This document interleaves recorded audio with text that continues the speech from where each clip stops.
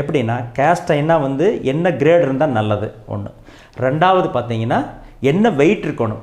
Caste iron cookware வந்து நீங்கள் nonstick மாதிரி அலுமினிய பாத்திரம் மாதிரி வெயிட்லெஸ் கேட்குறீங்க.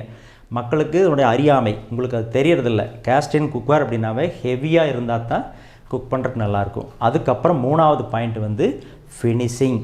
ஃபினிஷிங் வந்து கேஸ்ட் அயர்னுடைய தன்மை என்னென்னா, மண்ணில் வந்து நம்ம வார்த்தெடுக்கிற போது ரஃப் ஃபினிஷ் இருக்கும், கையில் தொட்டைனாவே சொர சொரன்னு இருக்கும்.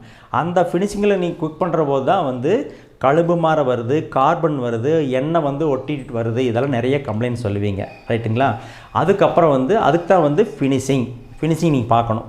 ஃபினிஷிங் வந்து எப்படி பண்ணியிருக்காங்க, லேத்தில் மெஷின் பண்ணியிருக்காங்களா, எதில் பண்ணியிருக்காங்க, அதுலேயும் அட்வான்ஸாக என்ன பண்ணியிருக்காங்க, இதெல்லாம் நீங்கள் பார்க்கணும்.